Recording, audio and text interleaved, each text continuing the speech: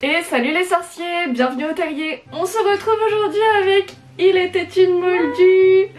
Ah, ça fait si longtemps qu'on n'était pas toutes les deux, on est trop contentes. On va être surexcités je crois pour nos vidéos, donc ça va être trop bien. Voilà, on est trop contentes. On se retrouve aujourd'hui pour découvrir des anciens magazines Harry Potter. La gueule. Donc, mais moi je me rappelle trop de Magic, j'achetais trop ce truc. Ça parlait tout le temps des trucs genre fantasy et tout ça. Il y a passion et trahison. Franchement, grave hâte de découvrir ça. Moi je vais prendre lui, celui que j'ai dans la main avec Emma. Dessus on adore Emma. Bon bah moi je prends le numéro 17 avec passion et trahison. On va voir ce qui va se passer. C'est genre les news du tournage de l'Ordre du Phénix. Donc c'est à peu près vers 2007.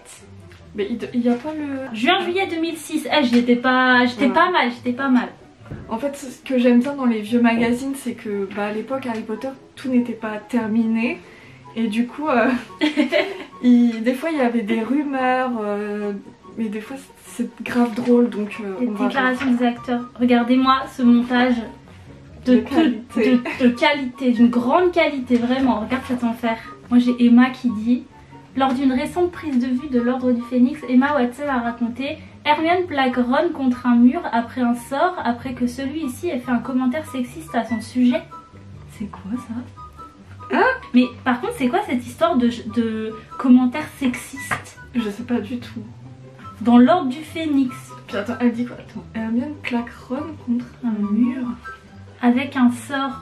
Bah attends, quand est-ce qu'elle fait ça? Bah dans l'Ordre du Phénix, tu sais, elle lui fait un stupéfixe pendant l'armée de Dumbledore. Ouais. Mais il a pas fait un... Oh, c'est peut-être ça le commentaire sexiste. Genre, je vais essayer d'être gentil avec toi. Ouais. Franchement, ils étaient trop dans l'excès à l'époque. Qui lui... Ah, putain, les gars, vous saviez qu'il y avait un acteur qui jouait Grope? Moi, je savais pas. Est-ce que vous saviez que Grope avait cette tête? Là, moi, c'est une espèce d'interview de Rupert Grint sur Ron. Dans les rapports avec les filles, je suis très semblable à Ron, vraiment. Il n'est pas très chanceux et a eu quelques mauvaises expériences. Dans le film, il est vraiment déprimé. Pauvre Ron. Sur l'évolution des personnages, je trouve que c'est cool que les personnages grandissent. On est vraiment dans la vie des ados. Sur la scène du bal, Ron apprend à danser avec le professeur McGonagall. C'était un peu embarrassant à tourner, mais c'est très amusant. J'avoue, moi j'aurais trop aimé voir comment ils ont tourné cette scène. Parce que... genre Oliver et James ils étaient morts de rire, mais à mon avis c'était juste la réalité. Et sur sa carrière, j'adore tourner les Harry Potter, c'est une expérience vraiment super. Et puis pour l'avenir c'est plutôt un bon boulot. Excuse-moi. En plus c'était pas la période où il avait failli arrêter? Je sais pas. Après la coupe de feu. Ah ouais, il avait failli arrêter? Ouais, il avait failli pas faire Ron dans les films d'après. Comment ça? Je savais pour Hermione, enfin pour Emma Watson. Pour Emma, non, ouais, Rupert c'était vers la coupe de feu. Je sais plus si c'était avant la coupe de feu ou après la coupe de feu. Où il a sérieusement, parce que son contrat était arrivé à son terme, il a sérieusement envisagé de pas le renouveler et de laisser quelqu'un d'autre jouer Ron. Non mais vous imaginez quelqu'un d'autre que Rupert Grint jouer Ron? Ah non, c'est pas possible. C'est peut-être possible, hein. Donc cette fois, c'est au tour de... Daniel Radcliffe. Donc sur sa vie privée, je n'aime pas me faire remarquer, je suis un garçon discret. Un bébé cœur, c'est vrai. Il est trop mimes. Sur la scène aquatique, cela a été très difficile à tourner, je me suis exercée pendant 6 mois pour cette séquence parce qu'Harry est censé se comporter comme un vrai poisson. Et ça devait être horrible. Franchement, j'ai vu des images du tournage où il est là avec son truc pour respirer dans l'eau là. Franchement, ça devait être horrible. Franchement, la flemme. Vraiment, moi, j'aurais pas eu envie de la faire cette scène. Je pense que ça doit être une de ses meilleures scènes. T'imagines le travail qu'il a fourni pour arriver à ce qu'il a donné dans... Parce que franchement, c'est ouf. Hein. Cette scène, elle est trop bien. La scène du baiser entre Harry Potter et Cho Chang dans l'Ordre du Phénix a été tournée le 14 mars et Dan était plus gêné parce que l'un de ses parents était sur le plateau. Oh. Il fallait que je passe outre et que je reste totalement professionnelle, mais avec beaucoup d'humour, il se proposait de refaire des prises. Mais peut-être faire exprès de rater la scène pour pouvoir la refaire. Lol. Ça c'est vraiment un truc d'adulte. Tu sais, ils le font exprès limite. Mais oui, mais... Pourquoi t'emmènes tes parents sur le tournage le jour Ou tu vas faire un truc embarrassant parce que, oublions pas, ils avaient genre 15-16 ans, c'est embarrassant. Bah oui. Tu vois, c'est un des premiers baisers. Grave, genre la flemme. Hein. Jamais de la life. Sur les filles, Harry et moi, nous avons notamment ceci en commun, que nous ne sommes pas très doués avec la jante féminine. Vraiment, tu vois, encore une fois... Maintenant ça va mieux, mais je pense que celui qui dit qu'il n'a jamais été maladroit avec une fille est un menteur. Mais surtout Dan, il a l'air tellement genre pas... Mais il est en couple, Dan, maintenant? Oui, depuis longtemps je crois, il me semble, ouais. Ah ouais? Ouais. Parce qu'il est assez discret, tu vois. Ouais, il est grave Rupert, on savait... Mais moi, il n'y a rien dans mon magazine. Hein. Mais je te dis... Il y a plein de trucs... En fait, il y a plein de trucs et en même temps, il y a des trucs quand même. Bah... Non, franchement là c'est la seule truc que j'ai. Là sur Tom Felton il dit: je voulais le rôle d'Harry Potter mais j'ai été choisie pour jouer son ennemi. En fait c'est génial de jouer le mauvais garçon. Quand je dois jouer quelque chose de bouleversant je pense à des choses très cool. Ne me demandez pas pourquoi c'est comme ça. Mais quoi? Là c'est Emma Watson. Elle dit: sur le temps qui passe, tout le monde se demandait si nous n'allions pas devenir trop grands pour les personnages, mais chaque film représente une année de plus, alors ça correspond bien à notre propre évolution. Bah c'est logique. Hein. Mais j'avoue, ils ont eu grave de la chance quand même avec les trois parce que... Puis que tout s'est vite enchaîné en fait. Je sais même pas, franchement quand j'y pense aujourd'hui, je me dis encore comment c'est possible que ça ait fonctionné. Comment ils ont pu faire ces 8 films à la suite et que tous les films aient réussi à être bien. Sur les premiers émois d'Hermione. Hermione n'a pas beaucoup confiance en elle. C'est la première fois qu'un garçon porte son attention sur elle. Elle n'arrive pas à croire ce qui lui arrive quand Victor s'intéresse à elle. Elle se demande même au début si c'est vraiment elle qui le regarde. Je me suis sentie très proche de ce qu'elle éprouve. Arrête de faire genre Emma hein, quand même, hein, parce que t'es quand même trop belle. Hein. Et Ivana c'était son premier rôle. On avait juste cette photo à l'époque. Cette photo là. Tu te rappelles toi de la première fois qu'on a vu les photos d'Evanna Lynch sortir? Non, à l'époque je m'intéressais pas. Ah ouais, parce que moi je me rappelle, c'était à l'époque des skyblogs et tout ça. Et genre on a eu les premières photos qui sont sorties sur internet en mode c'est Evanna Lynch qui va jouer Luna Lovegood. Et j'étais en mode oh c'est fou et tout, parce qu'il y avait eu tout ce casting avant, genre ce qui n'avait jamais eu lieu pour d'autres rôles. Pour Luna ils avaient fait venir des milliers de filles et tout. Tout l'Angleterre était venu. Ah ouais mais c'était truc de ouf. Il y a Clémence Poésy, celle qui joue Fleur de la Cour, qui dit à propos de son personnage: Fleur de la Cour est parfaite à en devenir ennuyeuse. Elle est toujours bien habillée, bonne en sport et à l'école. Moi je la kiffe Fleur. Ça me fait rire genre sur celui qui joue Victor Crumb, sur son personnage. C'est quelqu'un de très physique mais il a aussi un grand cœur. Il a peu à peu des sentiments pour Hermione. Je crois c'est un type vraiment bien. Non mais de toute façon lui, Stan, il est tellement fan de Victor Crumb. Genre c'est abusé. Encore aujourd'hui il donne la flemme. Genre il est trop fan de lui-même en fait. Genre il se kiffe. Ce mec il se kiffe. Mais il est grave gentil, hein, y a pas, voilà, mais il se kiffe et il kiffe trop Victor et encore aujourd'hui, moi je me rappelle, je l'avais rencontré pour le travail et il m'avait dit en interview que c'était trop dommage que Victor et Hermione ils aient pas fini ensemble, qu'il la méritait trop et tout ça. Moi j'étais là avec quoi? Le mec putain. On a ceux-là.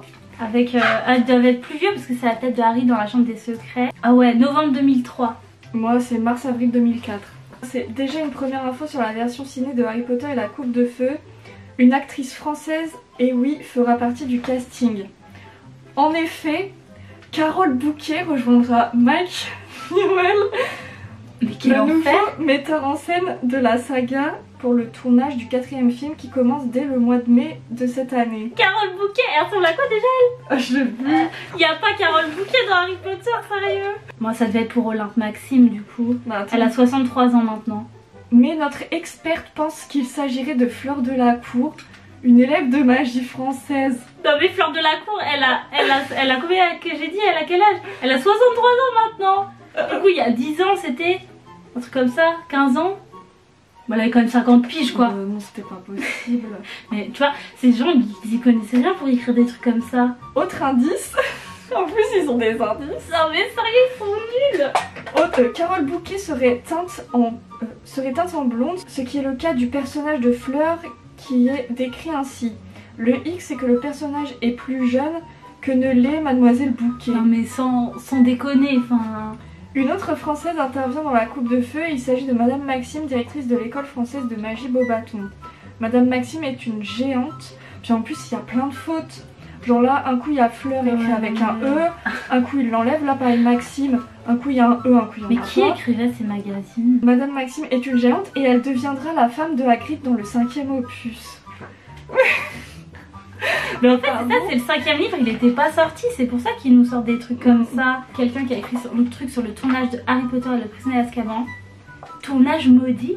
Bien peu de choses ont filtré de ce tournage ultra méga top secret qui ne s'est pas déroulé sous les meilleurs auspices. Tout d'abord, c'est la cathédrale de Gloucester, un édifice vieux de 9 siècles qui sert de décor à l'école de Poudlard qui a fait les frais des premiers ennuis.